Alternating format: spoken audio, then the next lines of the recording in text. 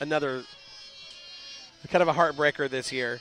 And you guys know one of the guys' biggest personalities in the pit area that won't be with us will be Bill Eagleston in the 15. At the bad wreck he had in January. And Bill was the kind of guy when he come to Peel Draw, he was always smiling, always kidding.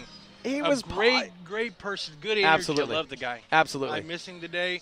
And when I heard of that, I was just devastated. Yeah, I tell you, you guys know how tight the racing community is. Mm-hmm. Bill passed in that wicked wreck. I don't know if you guys saw Speedway Illustrated magazine this month. They actually did a feature article on him and the wreck and the car and how his crew pieced it back together to figure out what happened. And really, it was just a freak deal. But Brian, you've learned being in the media side of the sport. Mike knows, Dom knows. When stuff like that happens, our phones blow up. Okay, we hear all kinds of stuff we don't want to hear, and we get videos we don't want to see. Yeah, pictures we don't want to see. Yeah. I was actually sent the video, okay, and the picture came up and it said Eagleston's wreck. It was immediately deleted. I have no desire to see that wreck. I don't want to watch that wreck, knowing what happened. Had he just been hurt and walked away, it'd be a different deal. You can watch the wreck, analyze it, figure out what went wrong. Yeah. Okay? But when you see somebody that we appreciate in the sport, somebody that we've worked with, and Bill, another personality you don't replace. No, you'll never forget the man. No. You meet him once, and you don't forget Bill Eagleston.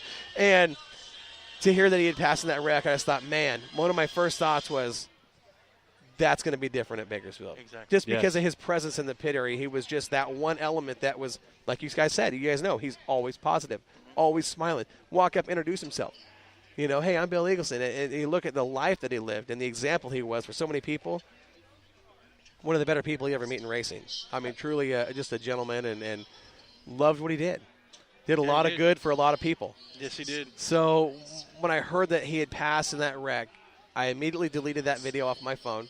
Never watched it, and I just thought, man, the Bud Nationals aren't going to be the same. And then it's just kind of weird. Bailey's gone, Mike Mosier's gone, now Bill's gone, and we're talking about truly quality people. The lights are going out here at Chuy's. I think they're trying to wrap this this car show up, boys. Either that, they're trying to chase everybody off. Yeah. We'll be out here at party until the sun comes up. That's just how we do it. That's right. But I'm partying this year. I didn't party last year. You didn't. I'm going to have fun this year. All right. We're going to have a good time. So, yeah. I know that it started earlier today for us, and we had a great time with I know when Mike was rushing, get down here. I know. He just wouldn't leave me alone, blowing my phone up. He was blowing my phone up, too. When you say you're 58 miles away and it takes you 2 hours to get here. No. Come on. From 58 miles to where we were at, it took about 17 minutes with Dom driving. Yeah, you got a number on that Suburban now. Go look at it. It's 3K. 3K. That's the number he runs on his car at home, and we were moving and grooving, baby. Yeah, that's good. Dom Connie was slicing and dicing getting down here, but you know what it was? I called my cousin and said, "Hey, take all the high patrols off the road." That's right. Get the bears off the road and get the choppers out of the air. Yeah. Much appreciated, sir. Appreciate it. Yeah. Any predictions we want to make? You guys want to go that far? I'll tell you. I don't want to do it. I don't want to make predictions because it's the Budweiser Nationals. I agree. Making a prediction is like buying a lottery ticket. The chances are what you say isn't going to happen. Yeah, if not for me, they wouldn't. I mean, if you want to be safe, if you want to take the easy route and make a prediction, you just say Bobby Hogue. Sounds like he just took Bobby Hogue. But even then, no, I'm just saying, if you're going to be that guy that really wants to take the safe road. Even with that one, I'd be betting Field. How do you not know? With Laney and Dotson and Weinbarger and Ferrando and Sawyer and Sanders and Pounds and you got Heckman and you got a field of modifieds that absolutely insane, talent wise. That's why guys come here, because of the caliber of these drivers. No doubt. They know they're racing the best. No doubt about it. No doubt about it. And I think if I were to make a prediction. You guys are better at this day here. This is your home track. But for me to make a prediction on the air, I would probably end up looking like a fool. Okay? Especially with the modifieds. Well, you can't just pick You're a going to winner go because somewhere hometown. It could. I don't know. Yeah, I know that's what I was going to say too, but I don't. But it's also starting position and the way you figured that race out. That's going to be the crazy part. First lap, anybody can win. There's so many different variables that can happen tomorrow that will affect tomorrow night and Saturday and Saturday night, because you might have the fastest car out there. There goes the mini dwarf. The mini dwarf, yep. Pennington's mini dwarf going around. But you might have the fastest car and pull an 89 out of 90. So you got to start dead back. So let me ask you a question. Of all the classes here, the Budweiser Nationals, what would you say is the absolute hardest division to make a prediction in?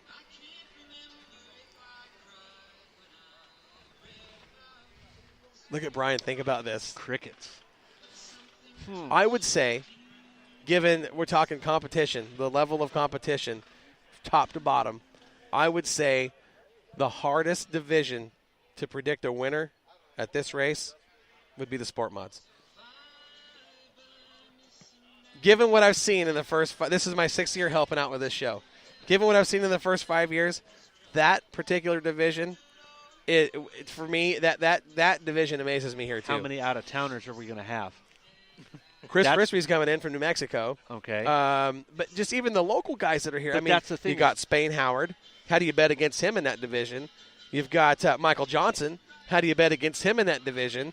Gary Dutton in the G6, who's been on a tear recently, but it's going to be ran by Ricky Childress Jr. this week.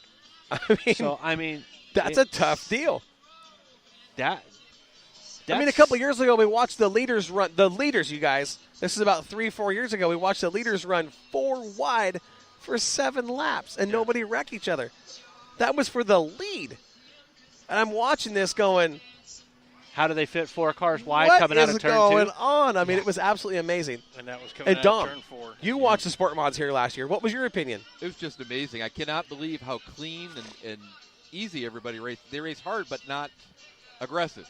We stood down in turns 3 and 4. Oh, no, they were running aggressive.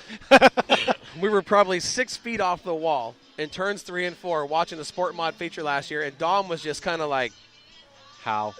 What? How? Sparks flying off the right rear, and just, these guys are racing 3-4 wide, and it was like an IROC race on dirt. Yep. It was crazy. It was very, very well put together. I was really impressed. I love watching that particular division here at this show. That's another one. The sport mod division itself was based to be a lot like the IROC class. Everybody's supposed to be very similar, very even, where it comes down to drivability, driver, and setup. And we're going to see a lot of that this weekend, is who can catch the track, because the track isn't going to be the same every time you go out there. No. This track changes a lot. It changes. And it changes quick. That's something that Dom talked about last year. Yeah. He was like, I can't believe. I told him, Dom, I told you coming down, hey, look, this track from night 1 to night 2, it's like you went to 2 different places. Yep. And it truly is. You change everything on night number 2. Yeah, it was really incredible, the dramatic changes. Oh, it's amazing. If you have a car that's usually set up for a dry slick, you better have us set up for a tacky, and vice versa. It's amazing. You better have 2 different setups ready to mount up on the car. Yep. Okay, so I will make a prediction, and I made it earlier in the show. I'm going to talk about it again. I am going to say we're going to see the super late model track record broke. Okay. I don't know who's going to do it, but I'm going to say it's going to get broke. 12.449, according to the research I've done. Brian, am I close? Am I right when I say that? Yeah. Okay. Steve Drake, 12.449 is the current track record. I'm going to say that falls here at this show this year. It's possible. Okay. I love watching track records get broke. I do too. Now, the fun part about that one is what's really going to go crazy is if it's broke By the same guy? by somebody out of town. I could see that happening, because there's a man coming that, for those that watched in the air this past week and you see the big fireball came that landed in Vandenberg, that might not have been a rocket coming from Vandenberg. That might have been somebody coming down from Oregon. So let me talk. Okay, this is something I can talk about when it comes to Bakersfield Speedway history. Okay, let me take you back to 1996. Okay, I was crewing for David Hawks. We had just got back from Eldora, went back and ran a UMP Summer Nationals event. Car sits in the shop for 2 weeks. He calls me up and he says, "Get to the shop, get the car set up. We're leaving for Bakersfield in 2 days. Back when you ran the open shows, the big sideboards, and we had modifieds with wings. I mean, it was a run what you brung deal. Okay, we had 3 Oregon cars show up. David Hawks, the car that I was on, Rob Maya, a name you guys are familiar with, and Dave Goulet. We all brought this, the big sideboards, and we were ready to go outlaw racing. We broke the track record. I don't remember what that track record was back then, but I remember we spent 2 hours packing the track because they put so much water on it. It was crazy. I bet you I took 400 pounds of mud off the car. Okay? We broke the track record, and we held it until the next to last qualifier was Dave Goulet, and he went out and broke the track record. Now, he had a sideboard that was about 12 feet high off the car, the old posse cars. You remember those. Okay? He ran one of those deals, and he broke the track record. Now, let me tell you something. We broke the track record, Rob Maya broke the track record, and Dave Goulet broke the track record. And not one of those cars finished the A main. So you don't want to be the guy out of town that breaks the track record. You just want to show up and try to win the race, okay? Yeah, track records don't pay.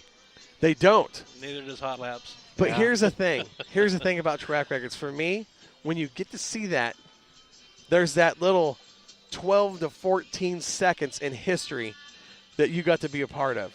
Right. You got to see that record fall, and there's that one little, when he crosses the stripe and you see the numbers on the board, you're like, that little fraction of a second right there when it's first broke, it was like, man, I was there. Yep. I don't care where it is. I love seeing track records broke. To me, that is just cool. Oh, yeah, so do the fans. They love it. They go crazy. You get to see the fastest lap in the history of the track. Yeah. Yep. Officially. Yep. Yeah, it's going to be interesting to see, if somebody can do it this weekend. You're saying it's going to be done. I think it's going to happen.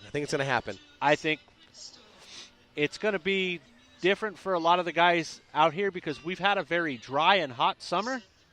The past 2 races now, it's been cool like this. I love this.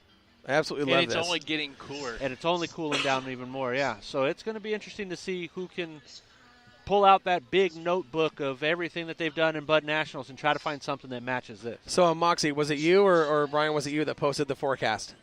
I did. That was Brian. you. I saw that pop up. I looked at Sandy and asked her. The very first thing I said, we're going to see a track record this weekend. And she says, what? I said, look at the weather. She says, oh, it's going to be so nice down there. It's always so hot, and we get our tails kicked from the heat. And I said, this is going to be great weather. I'm excited to have this caliber of a show with that kind of weather. Man, come on. You can't ask for anything better. Not at all. But, yeah, let's see. Other predictions. Predictions. Wow. I don't know if you can. I'm not going to go out that far. I'd love to. Track record, yeah. I mean, I can always do the easy one and say it's going to be a Forester Racing Mod Light victory. But that's not fair because he brings 3/4 of the field anyway. So how many super late models will we see? I think there's 23 pre-registered. I think there's. I'd see close maybe to 30. I think we're somewhere around. That's not bad. 30 to. That's an A and a B main. You got to race your way in. That's right. I like that. Now the first year I came down to watch this, to be a part of this whole deal was 2013. We had 42 late models. I remember that. That was 42. the first year I was here. Yeah. That was a great show. We had Gallardo pulled in from New Mexico with his late model, and they had a modified. And we had Jesse Stovall here from Missouri. Yep. A couple of years ago, Randy Cordy was here from Illinois. Yeah. He was here in the 5 car. I mean, we had the 222 car a couple of years ago that pulled in from Iowa. Yeah. And I'm just thinking, man. For me, that's when I started realizing, okay, this, I knew it was a big deal. When I started seeing all these cars from different states, cars from Texas we had a couple years ago, I'm just going, this is nuts. This is a big, big deal. Right. It'll be interesting to see who comes from where this year. Well, we've got a couple guys coming up from Oregon. Modifieds. Kelsey Foley. From Arizona. From Arizona. Yep, she's coming her up. and John will be here. Yep. Then we have also, I believe we've got Chase Alves from Arizona coming up as well. Yep. He's fast. In that machine. So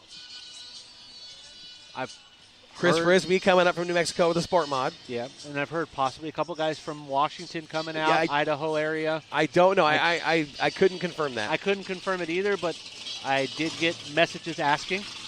Dom, what is this? I don't know, but it's shaking the ground like nobody's business. That's a 30. That's a 30. I don't know. Oh. That's a 30. No. It's a 33, 34. That is